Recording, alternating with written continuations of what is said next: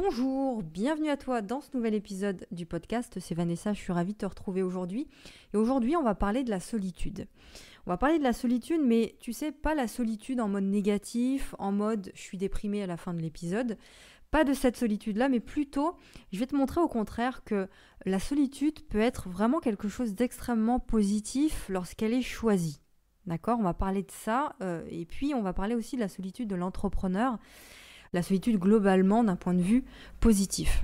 Alors avant d'entrer dans le vif du sujet, je voulais faire quelque chose dont j'ai pas l'habitude de faire, qui est, bon apparemment il faut le faire donc je le fais, qui est de t'encourager à t'abonner à la chaîne si tu es sur YouTube. Donc c'est très simple pour s'abonner, tu sais comment on fait, tu vois le gros bouton rouge, tu cliques dessus et tu t'abonnes à la chaîne, donc c'est gratuit, donc tu peux le faire et puis ça permet de soutenir la chaîne, ça te permet à toi d'avoir accès en exclusivité à toutes les nouvelles vidéos, tous les nouveaux épisodes du podcast qui vont sortir. Et puis voilà, donc tu as juste à cliquer sur s'abonner et à partager aussi ces épisodes si tu penses que ça peut intéresser d'autres personnes. Si tu es sur les plateformes de podcast, tu fais la même chose, tu t'abonnes, tu me suis et donc ça va permettre de soutenir le podcast et de le faire connaître à d'autres personnes. Voilà, donc on peut voir la solitude vraiment d'un point de vue positif, surtout si la solitude fait partie de tes valeurs, si ça fait partie de ce dont tu as besoin pour te sentir libre. Tu sais qu'en tant qu'entrepreneur atypique, que tu sois introverti, hypersensible, une personne hors norme, on va dire, qui pense différemment, qui ne se retrouve pas dans les règles classiques de la société, la solitude fait partie de toi, dans le sens où on ne la voit pas d'une manière négative, nous, cette solitude, mais au contraire, c'est plus un besoin et c'est quelque chose qui nous permet de créer. Donc, on voit la solitude comme quelque chose à éviter.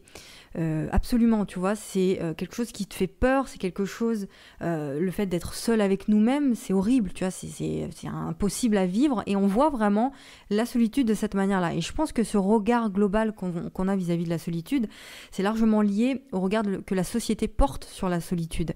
Déjà, lorsqu'on prononce ce mot solitude, c'est pas un mot positif, c'est pas un mot qui possède une connotation positive, tu vois, inconsciemment, et c'est pas forcément un mot positif pour la plupart des gens.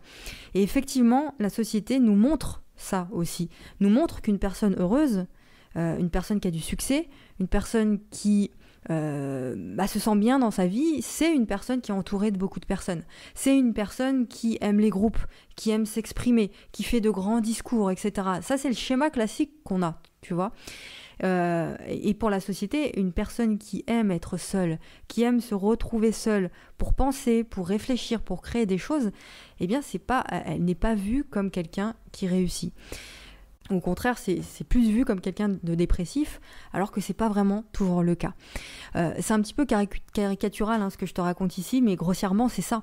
À l'école, la personne qui est tout seule, on n'a pas envie de traîner avec elle, tu vois, parce que c'est la honte de traîner avec le mec qui est tout seul ou la nana qui est tout seul dans la cour de récréation, tu vois.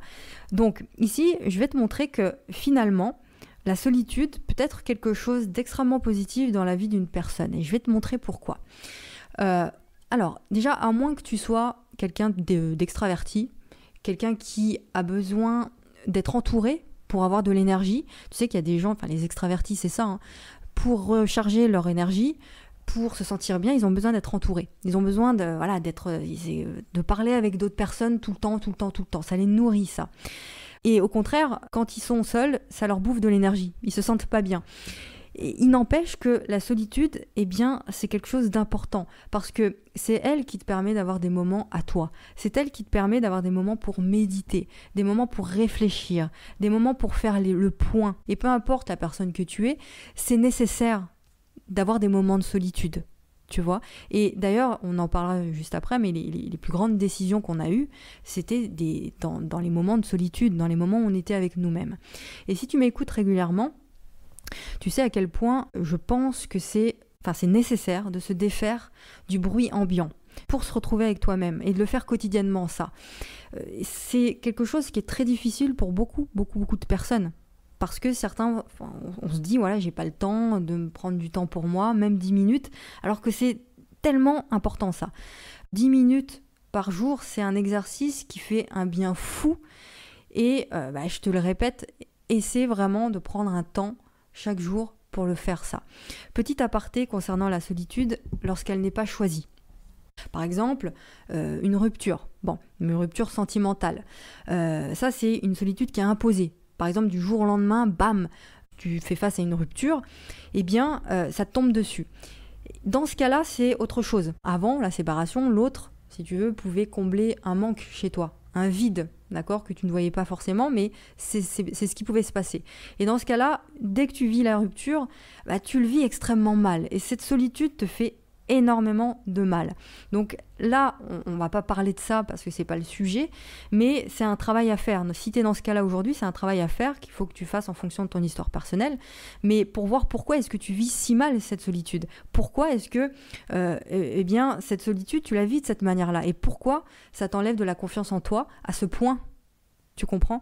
Donc ça, encore une fois, c'est une autre histoire, on va pas détailler ce point aujourd'hui, mais c'est important de se poser la question. Et là, j'aimerais démystifier encore plus la solitude, parce que c'est vécu vraiment comme quelque chose d'apaisant pour un introverti. On a plus de mal à être tout le temps en compagnie d'autres personnes quand on est introverti. On a besoin de se retrouver avec nous-mêmes. C'est un peu d'ailleurs la force chez les introvertis. On dit souvent qu'être introverti, c'est pas une chance, alors que, moi je le vois pas du tout comme ça. Les introvertis, ils vont vivre leur vie beaucoup plus intensément et plus profondément que les autres, parce qu'ils vont tout le temps analyser. Tu vois, on analyse beaucoup tout et tout le monde d'ailleurs, on observe beaucoup, et donc on a un rapport à nous-mêmes qui est beaucoup plus profond, une connaissance de nous-mêmes aussi qui peut être plus développée que la plupart des gens, parce qu'on est en connexion et on est en relation vraiment permanente avec nous-mêmes et avec qui on est. Et donc, chez nous, les introvertis, la solitude, c'est synonyme de moment de questionnement qui est salvateur. Et parce que c'est très souvent dans la solitude qu'on prend les meilleures décisions. Moi, je sais que par exemple, quand je suis entourée de beaucoup de personnes, de ma famille ou des amis ou peu importe, eh bien, ça peut devenir très vite étouffant pour moi. Parce que je capte tout dans mon environnement, tout ce qui se passe. Et donc, c'est étouffant, c'est très fatigant.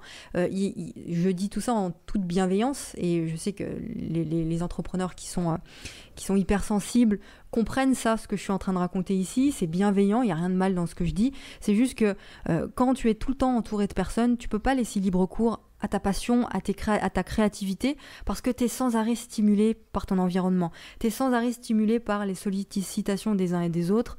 Et je sais que personnellement, c'est très difficile pour moi d'accepter ça pendant un laps de temps long, si tu veux. D'accord, donc je reviens sur l'argument que je disais tout à l'heure sur le fait que les plus grandes, c'est dans la solitude que se prennent les plus grandes décisions, que se créent les plus grandes choses. On va prendre l'exemple des innovations, par exemple des inventions, des œuvres littéraires, les bouquins, tout ça.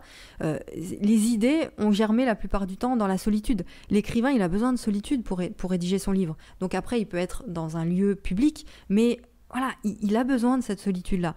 Et pareil, tu peux avoir des idées qui ont germé en étant en contact avec d'autres personnes, en étant en groupe, mais évidemment, la grosse part de la création se fait dans la solitude. Donc ici, mon point de vue, c'est de te dire que la solitude, c'est pas du tout quelque chose de mauvais à partir du moment où elle est choisie. D'accord ? À partir du moment où elle est faite dans le respect de toi-même, de ta personne, de tes valeurs, de tes besoins et dans le respect des autres. Donc encore une fois, si la solitude n'est pas choisie, comme l'exemple de tout à l'heure avec la rupture, là c'est autre chose et c'est à toi d'en conclure certaines choses, de réfléchir au pourquoi du comment, pourquoi est-ce que tu veux absolument fuir cette solitude, pourquoi est-ce que tu veux absolument après une rupture sortir tout de suite avec une autre personne ou tout de suite sortir avec plein de copains, faire la fête, etc. Qu'est-ce que tu essaies de fuir quand tu fais ça ? Ça c'est les questions qu'il faut se poser quand la solitude n'est pas choisie et qu'elle est mal vécue. D'ailleurs, même dans ce cas-là, et là, on s'éloigne un peu du sujet de la solitude de l'entrepreneur, mais même dans le cas d'une rupture, d'une solitude non choisie, eh bien, tu peux prendre cette solitude soudaine comme quelque chose de positif aussi. D'accord ? Comme quelque chose qui te permet de t'occuper de toi, de penser à toi, de faire des choses que toi, tu aimes profondément, que toi, tu adores profondément et que tu ne faisais pas forcément avant lorsque tu étais en couple. Donc, dans ce cas-là, c'est une façon de se dire, voilà, la vie me fait un cadeau. La rupture, donc c'est un cadeau déguisé évidemment, parce qu'on ne se dit pas sur le coup que c'est un cadeau, mais c'est de cette manière-là que tu dois prendre les choses. De quelle manière est-ce que je peux prendre une nouvelle direction aujourd'hui dans ma vie, qui est davantage alignée avec qui je suis ? De quelle manière je peux en tirer du positif de cette rupture et de cette solitude, d'accord ? Alors, donc tu vois, si en tant qu'entrepreneur, si tu regardes les choses d'un point de vue vraiment positif, tu te rends compte que c'est dans les moments de solitude que tu as les meilleures idées, que tu te crées les meilleurs moments de lucidité, si tu veux. Et c'est suite à ça, ça nous arrive tous, ça, des moments où on est seul et on se dit, on a un coup une prise de conscience comme ça tout à coup, et on se dit mais ouais, mais c'est ça en fait qu'il faut que je fasse. Et c'est le genre de truc que tu n'avais pas pensé à ça avant. Et tu ne t'étais jamais dit ça avant. Et c'est comme ça qu'on avance finalement. C'est quand on se retrouve avec soi et qu'on a des moments de lucidité comme ça. Et c'est suite à ces moments qu'on passe vraiment à l'action. Ça nous est tous arrivé. Réfléchis bien que ça t'est arrivé à toi aussi. C'est là où tu te sens juste après le plus libre parce que tu passes à l'action. Et tu vois, quand quelqu'un invente un truc, c'est pareil, il l'invente généralement seul. Ensuite, il sort de sa zone de confort pour faire connaître son invention, pour parler avec d'autres personnes et tout. Et c'est pareil pour quelqu'un qui écrit. Il est souvent seul. Quelqu'un qui invente, par exemple, une recette, un cuisinier, tu vois, il est souvent seul à faire ses expériences. Et ensuite, il en parle, etc. Donc la solitude, c'est vraiment pas un problème pour tous ces gens-là, pour nous qui sommes des créatifs. Et ça doit pas l'être pour toi non plus, parce que dans la solitude, tu es en contact avec les autres finalement. Je répète, dans la solitude, tu es en contact, tu es connecté avec les autres. Tu es connecté avec le monde. Lorsque tu lis un livre, tu es connecté au cerveau de l'écrivain. Et tu es même connecté à plusieurs cerveaux. Lorsque tu crées des trucs, tu penses aux gens qui vont en profiter. Personnellement, quand j'écris mes contenus quotidiens, je suis seule dans la pièce. Mais ça, c'est une apparence. Parce que finalement, je pense à tous ceux à qui ça va aider. Je pense à mes clients, je pense à mon audience, je pense aux gens qui vont tomber sur le contenu que je crée plus tard. Et c'est peut-être un peu bateau ce que je te raconte là, mais tu pourras jamais apprécier pleinement la compagnie des autres, que ce soit dans ton business ou dans ta vie, si tu fuis ta propre compagnie sans arrêt. Tu pourras jamais créer une relation authentique avec quelqu'un ou avec une audience si tu fuis ton vrai toi. On en parle toujours de ça dans ce qu'on fait au quotidien, mais si tu ne cherches pas ton vrai toi en étant seul, ce sera compliqué de créer quelque chose d'authentique. Si tu ne cherches pas à te connaître en étant seul, d'accord ? Tu ne vas faire que créer des relations qui sont superficielles en fait, qui ne sont pas authentiques. La solitude te sert à ça. Elle te révèle toujours quelque chose sur toi, une solution. Elle t'apporte toujours quelque chose de positif. Et dans ton business, c'est exactement la même chose. Tu pourras jamais, encore une fois, créer une relation authentique avec ton audience si tu te fuis, si tu sais pas ce que tu veux, si tu refuses de passer du temps seul pour le découvrir. Tu vois ? Donc, la solitude, elle sert à ça. Pour terminer, demande-toi toujours comment est-ce que tu perçois ta solitude, positivement ou négativement. La solitude n'est pas quelque chose de mauvais. Si toi, tu es dans une situation où la solitude te pèse, eh bien, j'ai envie de te dire que il serait peut-être que tu devrais prendre cette solitude comme un passage obligé, où tu fais face à la situation, où tu fais face à tes pensées, où tu fais face à tes problèmes au lieu de toujours les fuir. Parce que la solitude, ça sert à ça. Si tu comprends l'idée, ça sert à trouver des solutions. Je trouve des solutions non pas dans la fuite, mais en affrontant la situation. D'accord ? Et c'est là où tu prends conscience de tes possibilités d'action, de ce que tu peux faire. Donc la solitude n'est pas ce que l'on croit. On peut être seul, mais être connecté avec les autres comme personne. Tout comme tu peux être en groupe, entouré de personnes tous les jours et te sentir super seul. Et ça, c'est négatif. Parce que t'es pas connecté aux gens, tu partages pas les mêmes valeurs, la même vision, etc. Et ça, c'est douloureux. Un mot par rapport à Internet. Internet permet la connexion des gens qui partagent les mêmes valeurs. Je sais que j'ai rencontré des gens sur Internet que je n'aurais jamais pu rencontrer ailleurs et qui partagent les mêmes centres d'intérêt que moi, les mêmes valeurs. Et c'est pareil certainement pour toi ça. Donc c'est positif, au contraire je pense, d'exprimer ta singularité sur Internet auprès des gens qui te comprennent. Tu crées quelque chose, un contenu, et puis le lendemain quelqu'un peut tomber dessus. Dans 6 mois, dans 1 an, quelqu'un peut tomber sur ton contenu et tu peux faire de magnifiques rencontres comme ça que tu n'aurais pas fait dans la vie de tous les jours. Et tu peux le faire à travers un blog, à travers les réseaux sociaux, à travers l'activité que tu crées. Donc tu es seul derrière ton ordinateur, mais au final tu es connecté avec les autres. Et ça, je trouve ça extrêmement génial, tu vois. Si tu le prends de façon négative, demande-toi pourquoi. Et si pour toi la solitude, c'est quelque chose de positif, un besoin, eh bien continue à l'apprécier comme tel et à te révéler aussi à travers elle. Voilà, donc j'espère que cet épisode a pu t'aider. N'hésite pas encore une fois à le partager avec les autres sur les réseaux sociaux si tu penses que ça peut aider d'autres personnes. Comme d'habitude, on continue la discussion par email. J'envoie tous les jours un email rempli de valeur à mes abonnés privés. Donc, si toi, tu es un entrepreneur atypique qui sort un petit peu des normes, tu es un entrepreneur introverti, hypersensible, eh bien, n'hésite pas à t'abonner à ces emails privés. C'est le premier lien dans la description. Et puis, tous les jours, tu reçois un email où on parle d'entrepreneuriat, on parle de développement personnel, de comment est-ce qu'on peut se créer sa vie sur mesure quand on est un petit peu atypique comme ça. Je te laisse cliquer, c'est le premier lien dans la description et je te retrouve la semaine prochaine pour un nouvel épisode. Très bonne semaine, gros bisous.